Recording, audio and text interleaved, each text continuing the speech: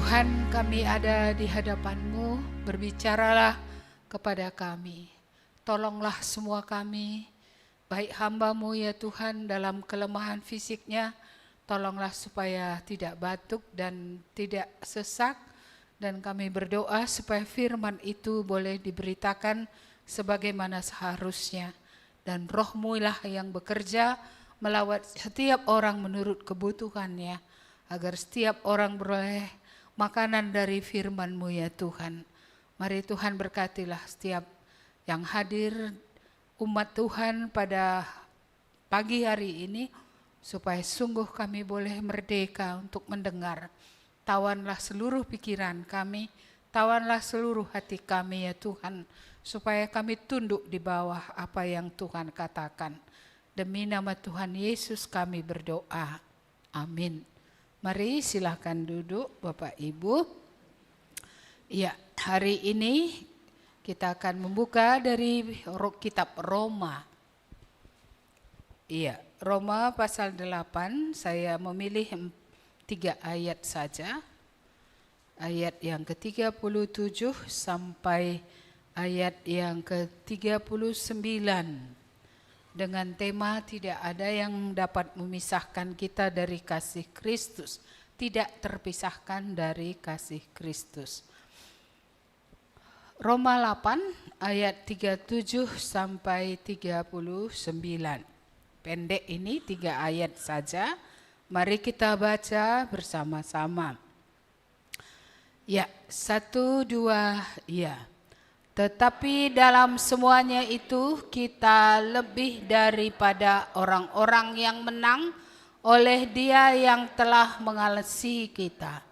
Sebab aku yakin bahwa baik maut maupun hidup, baik malaikat-malaikat maupun pemerintah-pemerintah, baik yang ada sekarang maupun yang akan datang, atau kuasa-kuasa, baik yang di atas maupun yang di bawah, ataupun sesuatu makhluk lain, tidak akan dapat memisahkan kita dari kasih Allah yang ada dalam Kristus Yesus Tuhan kita.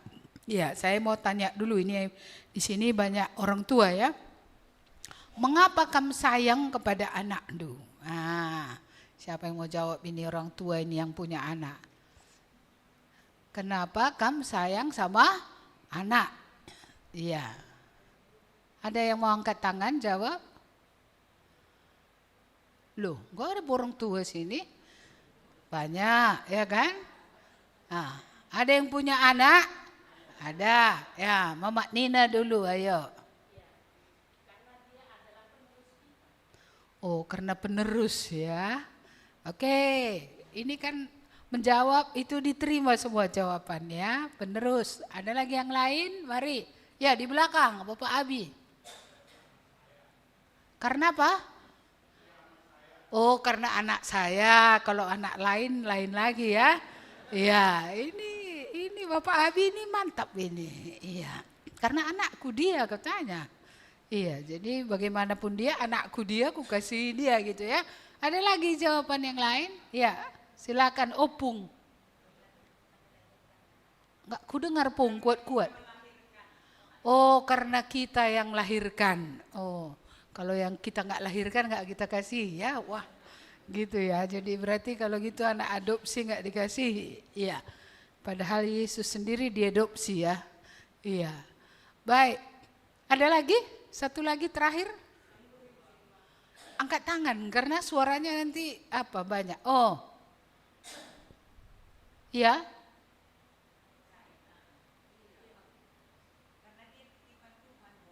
Oh. Ini dititipkan oleh Tuhan. Jadi anak itu dititipkan oleh Tuhan, maka kita mengasihi dia. Entah itu dilahirkan, entah diadopsi, tapi itu semua adalah titipan Tuhan untuk dikasihi. Ya. Baik, begitulah rupanya mengapa orang tua mengasihi anak, ya. Baik, mari kita lihat dulu Alkitab bagaimana dikatakan di sini. Kita lihat mulai dari ayat 27. Kata yang pertama yang kita akan lihat adalah kata lebih, ya. Lebih daripada orang-orang yang menang.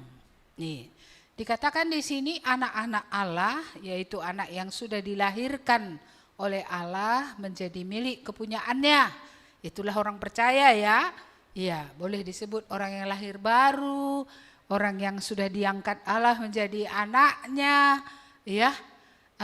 Orang-orang yang ditebus dengan darah Tuhan, orang yang sudah pindah dari dalam maut ke dalam hidup, ya. Jadi firman ini, ya, dikatakan kepada orang yang percaya ini, ya, bahwa mereka tadi lebih dari pemenang. Saya catat di sini bahasa aslinya hypernikao, itu dalam bahasa Inggris overwhelming victory. Jadi ini adalah kemenangan yang hebat gitu. Iya, kemenangan yang sangat hebat. Jadi kalau orang percaya itu berarti orang yang berkemenangan hebat. Iya, ini kayak mana ini? Pasnya ini. Jadi kenapa banyak orang percaya kalah? Kalau dikatakan tadi bahwa kamu lebih dari pemenang. Iya, mengapa kalah? Iya, pasti ada rahasianya, ya. Iya, jadi kepada orang percaya ini sangat khusus. Coba sebentar kita lihat ayat 35 sebentar, ya. Siapakah yang akan memisahkan kita dari kasih Kristus? Penindasan atau kesesakan atau penganiayaan atau kelaparan atau ketelanjangan atau bahaya atau pedang. Jadi apa artinya kalimat ini? Bagi orang yang sudah mengalami kasih Kristus, ada suatu kuasa, ya, ada suatu keadaan rohani yang dikaruniakan. Tidak ada orang yang sanggup menghadapi penindasan, tidak ada orang yang sanggup menghadapi kesesakan, tidak ada orang yang sanggup menghadapi penganiayaan, kelaparan, ketelanjangan, bahaya atau pedang. Tapi orang percaya sanggup. Ini satu karunia Allah kepada orang percaya yang tidak dikaruniakan kepada yang lain. Iya. Jadi ini besar ini loh, karena tadi penindasan, kesesakan, penganiayaan, kelaparan, ketelanjangan, bahaya, pedang. Kalau saya ingat Meike dulu itu penyakit. Iya, karena waktu kita berkenalan dengan dia sudah stadium 4 kanker, ya. Iya, tapi dalam keadaan itulah Yesus diperkenalkan kepada dia. Dan setelah dia mengalami pengampunan kasih Tuhan, ada kekuatannya untuk menjalani penyakit itu. Walaupun dia, ya, artinya jatuhan, rontoklah rambutnya, ya. Iya, dia mengalami berbagai jenis pengobatan. Tapi yang saya lihat, kekuatan menghadapi itu, daya tahan menghadapi itu pasti bukan dari diri. Siapapun tak sanggup. Tetapi Tuhan menyanggupkan dia untuk menghadapi semua itu. Iya. Walaupun sakitnya bukannya sembuh, bertambah parah. Tetapi sampai akhir itu dia tidak menyangkal Tuhan. Dia tidak menyalahkan Tuhan juga. Mengapa aku dan bukan yang lain? Iya, tapi dia bertahan dan daya tahannya itu bukan dari kekuatan sendiri. Kekuatan menghadapi segala perkara seperti yang dikatakan tadi itu datangnya dari Tuhan. Inilah satu keistimewaan yang diberikan kepada orang percaya. Dia punya daya tahan. Masalah akan tetap ada, silih berganti. Selesai yang ini datang lagi yang lain. Selesai lagi nanti yang itu, entah apa lagi yang datang. Kita nggak tahu. Kita orang percaya tidak dikecualikan dari kesulitan. Karena kita sudah diselamatkan, oh kita bebas dari kesulitan. Tidak, kita juga mengalami kesulitan, tapi kita punya Tuhan yang menyertai kita. Iya, jadi ini satu hal yang sangat luar biasa. Saya tiba-tiba waktu nyiapkan ini teringat lagi dia ya, lagu yang disukainya itu. Apa yang dapat memisahkanku dari kasih-Mu Yesus sahabatku. Iya, tidak ada, penyakit pun tidak, kelaparan pun tidak, kesulitan ini pun tidak. Iya, tidak, walaupun memang saya rasa zaman ini mulai makin sulit lah. Tapi pemeliharaan Tuhan kulihat juga pada tiap-tiap orang percaya ini. Tidaknya Tuhan membuat kita kelaparan. Walaupun tadi daya tahan untuk menghadapi kelaparan pun sudah disiapkan. Iya. Jadi apa rahasianya sehingga daya tahan ini ada? Iya. Dalam bahasa Indonesia itu rahasianya ada pada ayat yang ke-37 bagian B tadi. Oleh Dia yang telah mengasihi kita. Ini rahasianya. Kadang-kadang orang lupa bagaimana Tuhan sudah berbelas kasihan. Kalau kembali kita sedikit mengulang sejarah Israel, apakah Allah tidak mengasihi mereka ketika Allah membawa mereka keluar dari Mesir? Apakah Allah tidak mengasihi mereka ketika tidak ada lagi jalan keluar? Membelah laut Teberau sehingga mereka bisa berjalan di tengah untuk sampai ke seberang. Apakah Allah tidak mengasihi mereka? Kalau perbekalan mereka habis, Tuhan memberi mana tiap pagi makan. Iya, tiap paginya ada yang bisa dimakan. Apa yang mereka butuhkan untuk kebutuhan harian itu, tidaknya pernah Tuhan tidak kasih. Dan ketika air yang mereka bawa dari Mesir habis dan tidak ada sungai di padang gurun, dari bukit batu pun yang tidak mungkin, tetapi Tuhan mengeluarkan dari bukit batu itu air cukup untuk 2 juta orang. Bukankah itu luar biasa? Apakah kasih Tuhan itu semua ya menjadi tidak lagi diingat, sehingga ketika tiap kesulitan tiba bersungut-sungut, tiap kesulitan tiba tidak mengarahkan mata kepada Tuhan, tidak meminta kepada Tuhan, bahkan lupa untuk bersyukur.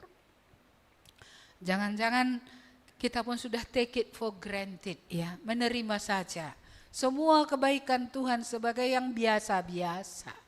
Tidak lagi kita melihat bahwa kalau kita makan tiap hari karena kasih Tuhan kepada kita, kebaikan Tuhan. Ya, walaupun manna, roti putih yang gurih, manis.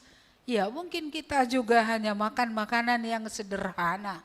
Kalau makan babi pun tiap hari tensi kita naik. Iya. Cocok juga tahu tempe, telur ya kan, toge. Ya kan? Kalau tiap hari yang bernapas itu kamu makan, cepatlah kamu pulang. Iya, karena tubuh kita enggak tahan dengan itu kalau itu tiap-tiap hari. Iya, maka harus ada variasinya. Ya, maka kadang-kadang liburkan makan ikan, makan sayur saja. Atau liburkan makan semua kecuali entah buah saja, 1 kali gitu ya. Iya, jadi 1-2 kali makan sebenarnya orang Jawa itu lebih sehat loh. Nah, cuma kan orang Karo nggak ada kebiasaannya makan 2 kali. Nggak ada, kalau orang itu kan pagi minum teh atau kopi ya. Dengan pisang atau dengan apa. Orang Karo dari pagi gunakan nencok gitu. Iya. Sampai tinggi. Enggak pula ukuran kecil gini kan, ukurannya besar ya kan. Iya, dan kalau bukan nasi rasanya belum makan. Nah, ini lagi yang lebih parah. Padahal kalau udah makan 2 telur kan sudah makan. Gizinya sudah banyak. Mengapa harus nasi baru makan? Iya. Kurasa karena itulah maka bersungut-sungut orang Israel ini. Karena makanan yang dimakan tidak seperti makanan di Mesir. Iya.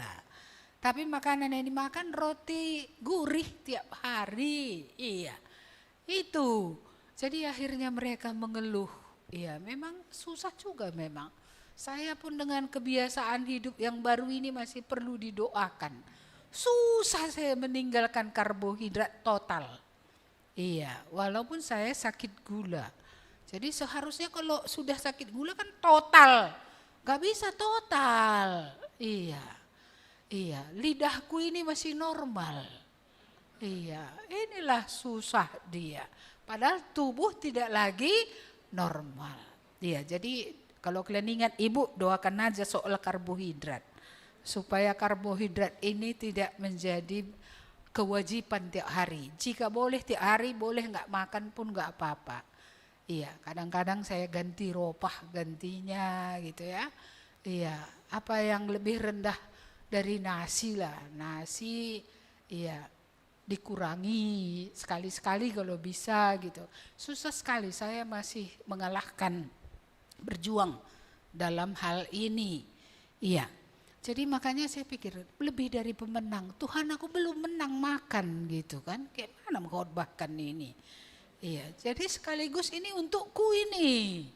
Ya, supaya aku pun bisa menang dalam hal karbo ini gitu ya.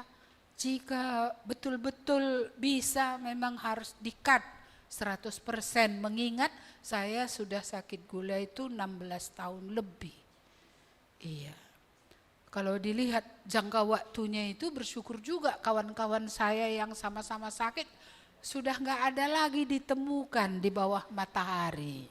Sudah pulang ke semua. Saya masih hidup. Ya inilah anugerah Tuhan. Tapi memang akan lebih baik kalau bisa tidak makan. Saya akan hidup kalau saya tidak makan. Maka saya mengerti juga kamu hidup bukan dari roti saja, tapi dari setiap firman yang keluar dari mulut Allah. Jadi ada orang-orang tertentu kalau dia tidak makan dia akan lebih lama hidup. Justru karena makan maka dia lebih cepat mati. Tapi orang-orang yang malnutrisi, oh itu harus makan. Kalau dia tidak makan pulanglah dia. Iya, tapi kenapa kita malnutrisi? Karena kita selalu hanya makan makanan yang kita suka. Kita tidak makan makanan bervariasi. Maka tubuh kita ini kurang bagus, kurang kuat. Sebenarnya yang gak enak itu pun harus dimakan. Gak suka kata anak-anak kan kalau sayur, harus. Iya, kita orang dewasa juga.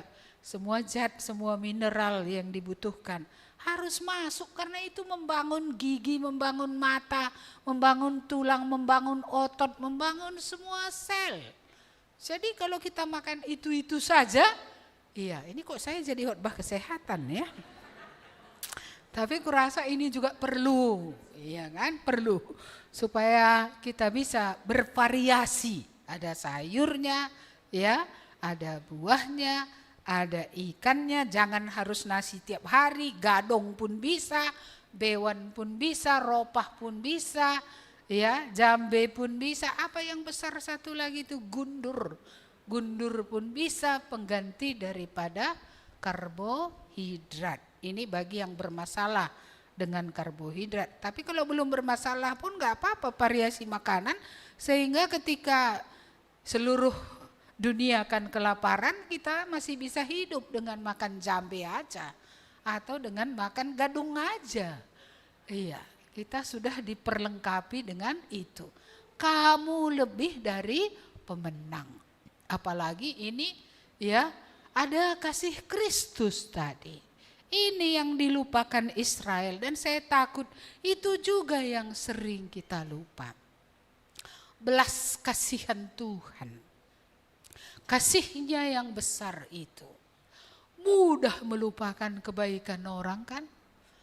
Mudah melihat kekurangannya tadi satu titik. Yang lebar putih itu enggak ada diingat. Iya, yang diingat yang satu, kelemahannya. Mudah, jangan-jangan Tuhan pun gitu juga. Untuk hal yang dia belum beri, ke situ saja mata kita. Sehingga banyak yang dia beri itu seolah-olah itu bisa terlupakan begitu saja. Bapak Ibu yang dikasihi Tuhan, kita perlu mengingat ya apa yang dilakukan Yesus pada kita, karena inilah kekuatan untuk menang. Jadi yang kalah-kalah itu kayak mana? Dia enggak ingat apa yang telah Yesus perbuat bagi dia. Bagaimana Kristus tadi sudah mengasihi dia. Kasih Allah. Ketika kita menderita, kita ingat kasih Allah. Belum seberapa penderitaan kita itu dibandingkan dengan penderitaan Tuhan kita Yesus Kristus. Penderitaan kita sebagian ya karena kita juga penderitaan sebagian saja penderitaan itu kita ini karena kebenaran. Tapi penderitaan Yesus total, bukan karena kesalahannya, ya, bukan karena kelemahannya. Justru dalam kesempurnaannya dia mengalami derita, bukan demi dirinya juga. Kita masih banyak juga berjuang menderita demi diri kita. Tapi dia berjuang menderita demi manusia yang dikasihinya. Supaya manusia diselamatkan. Jangan lupa Getsemani. Jangan lupa sengsaranya. Jangan lupa cinta Tuhan kepada kita. Tiap kali kita menderita, ingat itu. Itu bukan apa-apa dibandingkan dengan penderitaan Kristus. Apalagi yang perlu kita ingat kuasanya yang hebat itu. Ya, bagaimana dia telah mengalahkan maut, bagaimana dia telah mengalahkan kematian. Ya, dan kuasa besar itu sebenarnya apapun bisa dilakukannya. Tetapi dia mengizinkan kita mengalami semua itu untuk apa?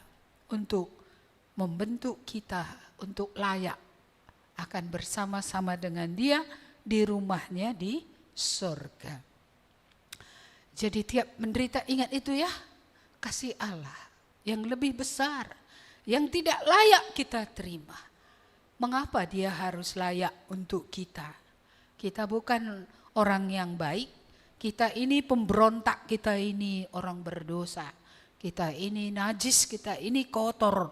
Mengapa dia bersedia mati untuk kita bahkan ketika kita masih durhaka? Ketika kita masih hidup dalam kotoran yang najis, dia sudah memberi dirinya, ya, naik ke kayu salib itu supaya kita bisa diampuni. Akankah sia-sia pengorbanannya itu sehingga hidup kita tetap tidak dibersihkan? Hidup kita tetap tidak memuliakan dia. Maka iya, apa yang dinyatakan di sini menjadi pemenang ini tidak berlaku bagi orang yang tidak percaya. Tapi berlaku bagi anak-anak Allah. Berlaku bagi orang percaya. Bagi orang percayalah daya tahan ini dikaruniakan ya oleh karena Kristus. Di dalam Kristuslah kita beroleh semua yang kita perlu. Daya tahan tadi ya, daya juang, kekuatan yang tak terbatas. Bahkan roh yang tak terbatas itulah Roh Kudus yang diberikan kepada orang percaya. Yang menjamin ya hidup kita di dalam Tuhan. Menjamin keselamatan kita. Baik di bumi ini, baik nanti. Ya, the security ya, jaminan itu ada di dalam Tuhan Yesus. Ayat yang ke-38, mari kita lihat apa yang diyakini oleh Paulus. Sebab aku yakin, ya aku yakin. Paulus sering berkata, ya aku yakin, karena aku percaya, maka aku memberitakan Injil. Ini dia yakin akan kasih Allah yang tidak dapat memisahkan orang percaya dari kasih Kristus. Iya, mari kita lihat tadi ayat yang ke-38.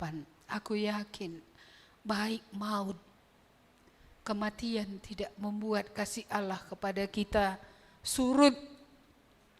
Kehidupan pun tidak membuat kasih Allah itu tidak lagi tertuju kepada kita.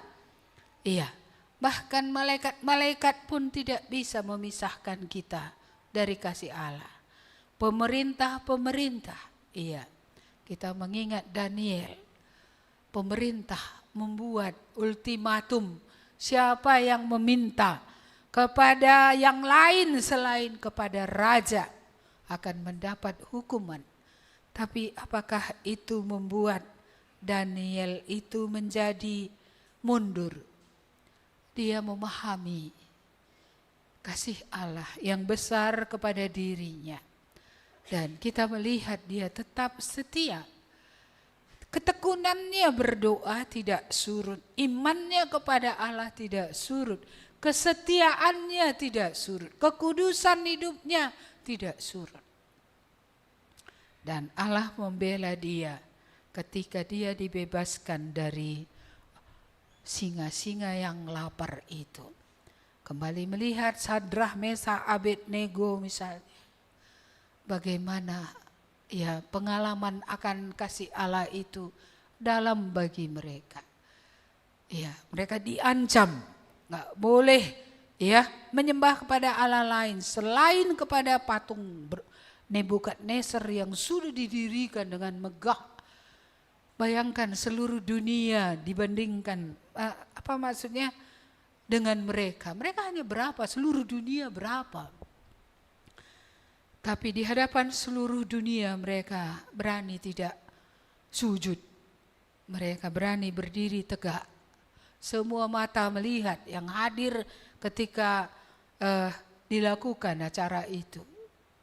Tetapi mereka telah berketetapan.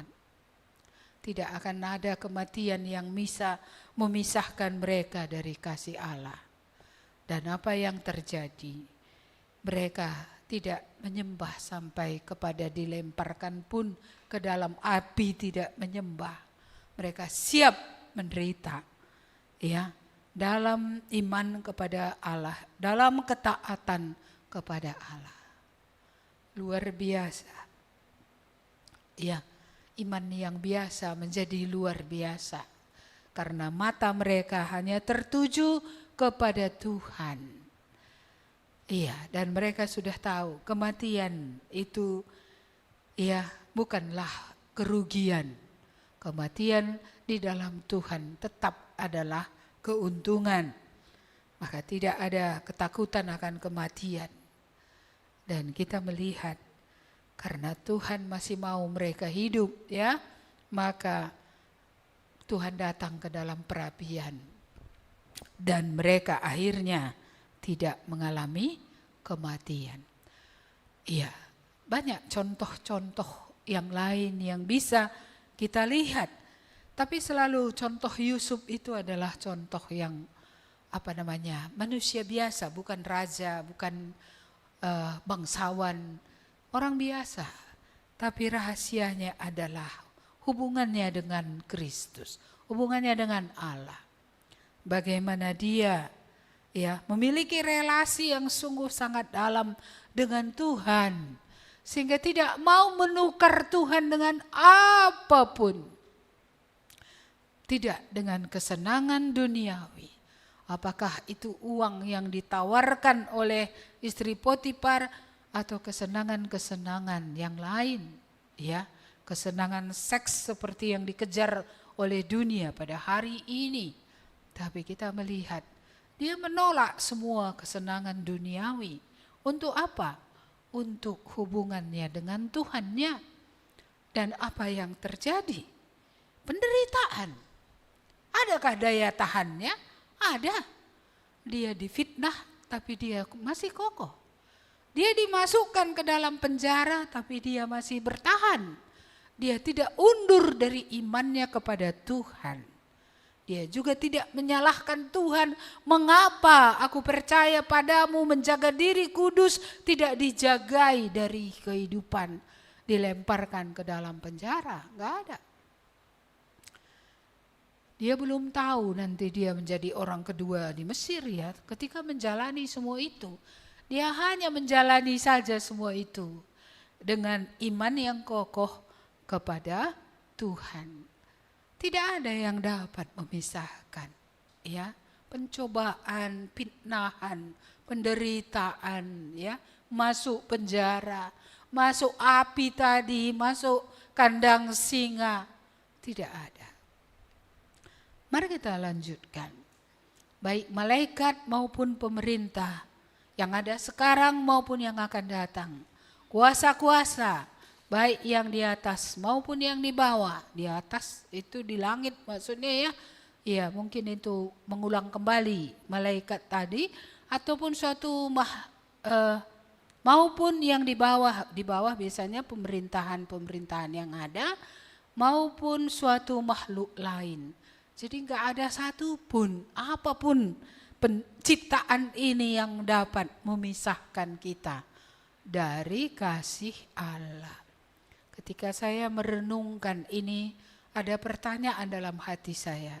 Apakah dosa ya membuat kasih Allah luntur terhadap manusia? Saya teringat dengan Hosea, seorang nabi perjanjian lama yang mengambil Gomer, seorang yang tidak setia dengan rumah nikahnya. Dia pergi kepada laki-laki lain. Dia pergi kepada laki-laki lain. Tetapi Hosea adalah gambaran kasih Allah. Hosea menebus kembali istrinya itu, membawanya pulang. Seperti itulah Allah ya mengirim Yesus Kristus tadi. Maka dalam Kristuslah kita melihat kasih Allah yang besar, membayar lunas hutang dosa kita. Di dalam Kristuslah kita lihat kasih yang besar itu. Sehingga seorang seperti Gomer masih bisa diambil kembali. Pejinah yang diambil kembali. Ya, kita juga berjinah. Berjinah secara rohani dengan penyembahan berhala-berhala. Berjinah secara jasmaniah dengan ya menduakan Tuhan dengan banyak hal yang lain. Ada yang mengasihi dunia, ada yang mengasihi kesenangan, ada yang mengasihi ya dosa-dosa seksual. Kita juga bukan orang yang bersih suci.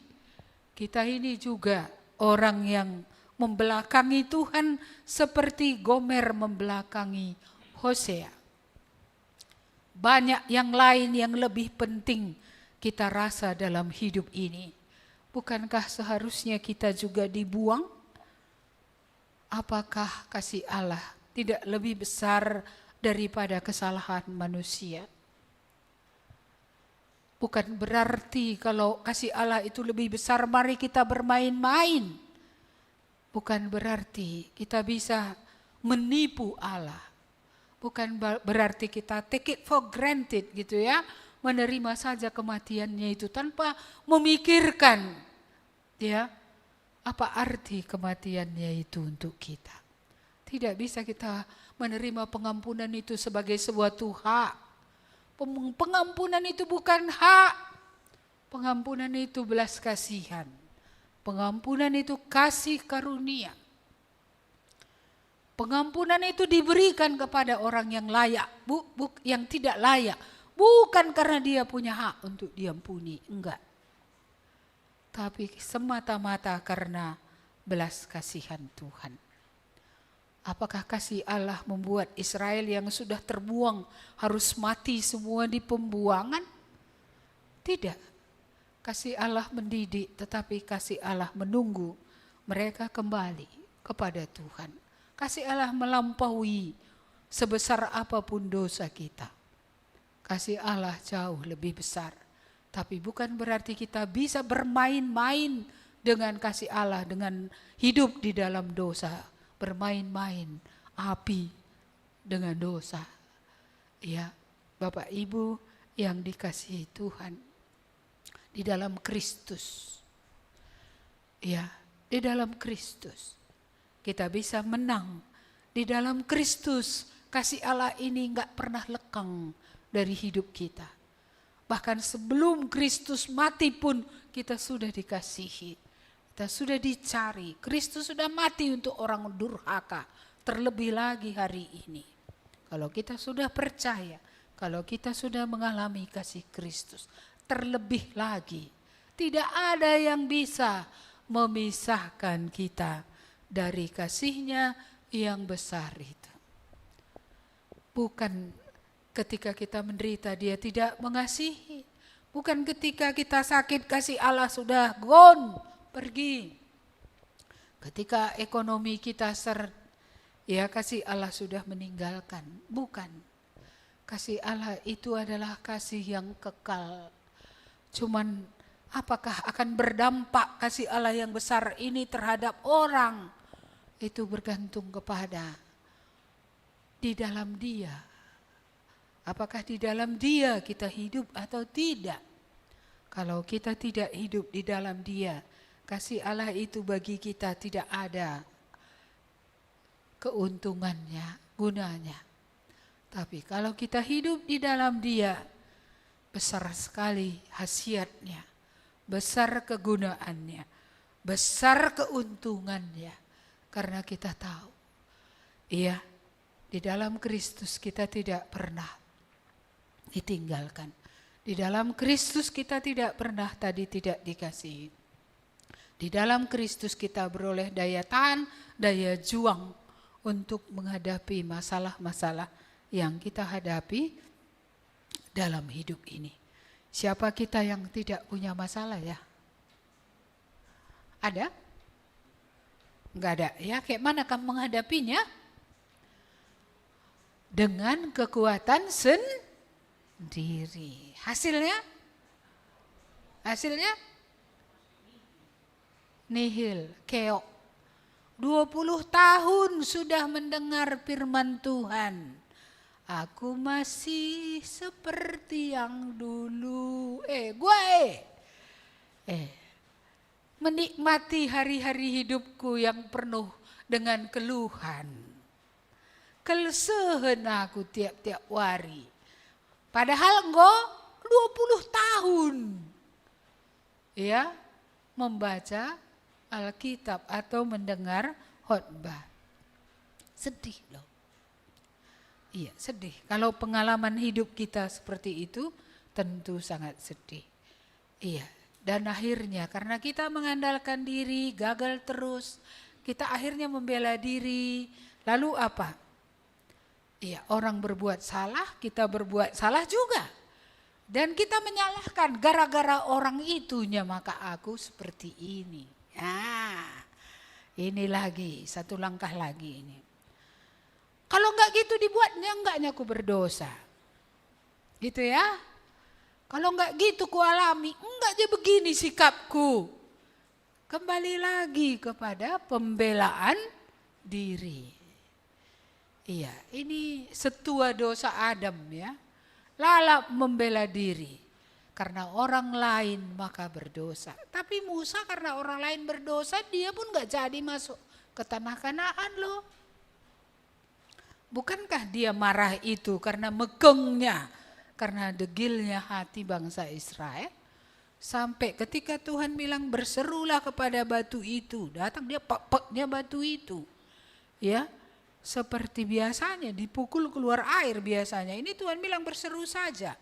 Datang dia ambilnya lagi tongkatnya, pukulnya lagi. Itulah kita melihat. Menghadapi 2 juta orang, seorang Musa ya akhirnya ikut menjadi marah, ikut menjadi terkena imbas. Iya, jadi gak ada alasan gara-gara orang itu Tuhan maka aku kayak gini. Oh iya, gara-gara gitu kamu dibebaskan lah ya daripada keputusan dosamu. Enggak ada. Enggak ada seperti itu di Alkitab. Oleh karena alasannya masuk akal. Ya kan? Maka Musa boleh berdosa. Iya. Maka mari ya, rahasia menang tadi sudah dibukakan. Hanya through him. Iya, kalau bahasa Inggris hanya karena Yesus saja. Dalam bahasa Indonesia pun tadi, ya hanya oleh karena kasih Kristus saja. Maka kesanalah mata kita harus tertuju dalam setiap situasi yang kita hadapi. Kesanalah tertuju. Kasih Kristus gak pernah gagal. Kasih Kristus itu kekal. Kasih Kristus itu above all, di atas semuanya. Kasih Kristus tadi tidak dapat memisahkan kita, ya. Kasih Kristus membuat kita tidak mungkin terpisah dari Allah. Jaminan keselamatan, jaminan penyertaan di bumi, jaminan, ya, bagaimana Tuhan memelihara kita di bumi, bahkan jaminan sampai kepada kekekalan. Enak dong kalau gitu ya, sampai kekekalan terjamin, bukan di bumi saja terjamin, sampai surga pun terjamin. Bukankah ini yang kita butuhkan? Iya, jadi mari, kalau ada kita selalu kalah, mari evaluasi. Apakah memang kita lupa belas kasihan Tuhan? Jadi tiap-tiap hari kita harus ingat, atau kita berdoa, Tuhan ingatkan aku apa yang pernah Engkau perbuat. Supaya dengan mengingat itu kita merasa penderitaan dunia kita hari ini, walaupun berat, tidak terasa lagi berat. Karena penderitaan Kristus menyelamatkan kita jauh lebih daripada penderitaan kita ketika kita hidup di bumi ini. Bagaimana? Sudah mengalami kasih Kristus? Iya, ini susah menjawab ya, atau bisa dijawab. Sudah mengalami ya? Jadi asal menghadapi masalah, ingat kasih Kristus, ingat kemenangannya, bagaimana dia telah mengalahkan tadi maut, mengalahkan dosa, mengalahkan dunia, mengalahkan kegelapan. Iya, kita harus, dua ini harus kita ingat. Tiap kali kita mengingat Kristus, kita harus ingat kasih-Nya. Tapi juga kita harus ingat power, kuasanya. Kuasanya yang bekerja di tengah-tengah orang percaya. Luar biasa itu kalau hati kita ini mau berbalik. Dari dulu favorit kali kepada dosa, sekarang kepada Tuhan. Itu kuasa yang ajaib itu. Kalau bisa kita dulu senang misalnya merokok, ya tiba-tiba kok pahit kurasa ya gitu ya kan. Senang kita dulu melakukan dosa-dosa, pikiran-pikiran kotor, dosa pencemaran diri, lalu itu bisa berhenti. Bukankah itu kuasa Allah yang luar biasa yang bekerja di dalam kita. Jadi Maria, jadilah anak-anak Allah. Karena kalau nggak jadi anak Allah, kuasa yang bekerja ini tadi, kasih yang stabil, konstan dan kekal ini tidak bisa kita alami. Iya, tapi kalau kita menjadi anak-anaknya, kita tidak akan pernah bisa lepas dari kasih Allah. Dalam hidup ini, dalam mati pun nggak terlepas. Kasih Allah tetap menyertai kita. Ya. Ketika masalah-masalah guncang terjadi entah apa saja di bumi ini, kita masih punya satu pegangan, Allah, kasih Allah, itulah Yesus yang mengasihi kita. Itu yang terus kita pegang dalam hidup kita. Lagi pula bukankah firman Tuhan berkata, langit bumi akan berlalu. Ini memang akan berlalu. Iya, kelaparan tidak mungkin tidak terjadi menjelang kedatangan Tuhan. Ya, itu akan terjadi dan itu akan seluruh dunia. Bukan satu negara saja. Tidak ada nanti negara yang bisa mengatasi ini untuk seluruh dunia. Karena kita sekarang dalam zaman ini saling mempengaruhi. Tidak ada suatu kejadian di negara sana tidak berpengaruh ke negara kita. Ekonomi di sana ambruk, ekonomi di sini bisa ambruk karena pengaruh yang dari sana. Dunia hari ini sudah seperti satu kampung besar yang saling mempengaruhi. Oleh karena itulah, maka kita harus berdiri teguh di dalam Kristus yang sudah mengasihi kita. Di dalam Dialah kita beroleh apa yang perlu untuk hidup memuliakan Dia di bumi ini. Itu janji Tuhan. Iya, di dalam Dia kita beroleh apa yang perlu untuk hidup memuliakan Tuhan di bumi ini. Apa jaminannya? Yesus jaminannya. Yesus yang telah mengasihi kita itu menjadi jaminan. Senang ya kalau ada pun penyakit gak memisahkan kita dari kasih Allah. Mati pun nanti kita gak pisah dari kasih Allah. Kalau hari ini pun ada pergumulan, kalau memang kita anak-anak Allah tidak terpisah dari kasih Allah. Kasih Allah itu tidak pernah surut, tidak pernah berkurang, tidak pernah longgar. Jadi yang menjadi peringatan apa? Jaga hati dengan mengingat kasih Allah. Supaya jangan karena orang berdosa, kita pun ikut-ikut berdosa. Ya, jangan jadikan apa yang di luar menjadi pembelaan untuk kesalahan kita.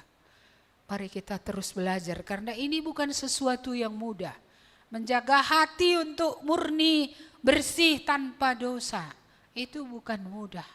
Tapi kalau Kristus sudah mengasihi kita semua itu mungkin. Bukan tidak mungkin. Iya. Jadi kasih Allah ini ingatlah terus ya. Bagaimana apa yang telah dilakukannya. Bukan saja kematiannya di kayu salib. Hal-hal yang telah dibuatnya memelihara kita selama ini. Kebaikannya. Hitunglah terus kebaikannya. Supaya tiap-tiap hari kita bisa bersyukur. Tiap-tiap hari kita bisa melihat kebaikan demi kebaikan Tuhan itu. Dan kita makin teguh di dalam Dia. Ketika kita lemah ada kekuatan. Ketika sedih ada penghiburan. Ketika tak ada kawan bicara, ada Tuhan kawan bicara.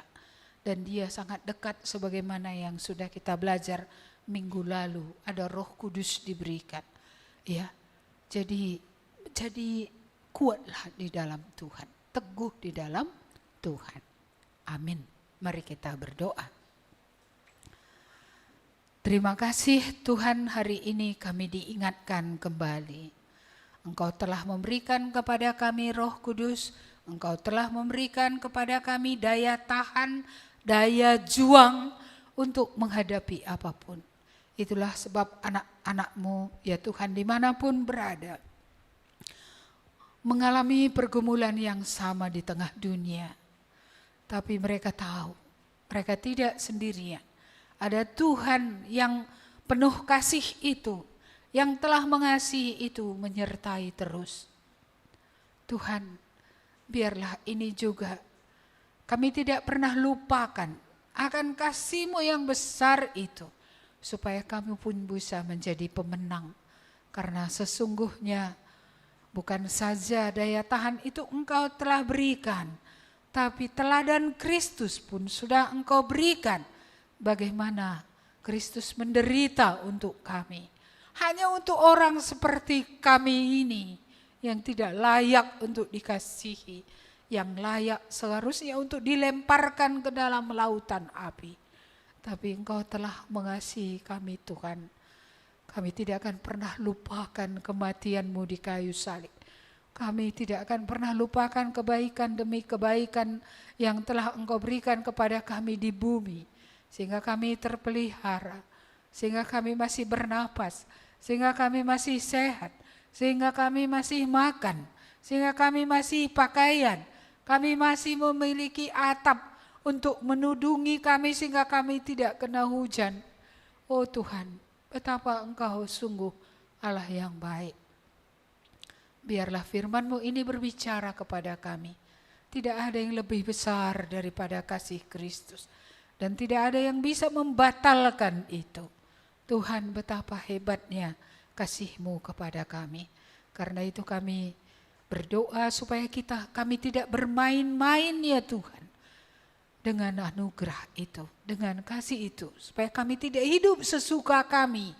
Padahal Engkau sudah mati untuk kami.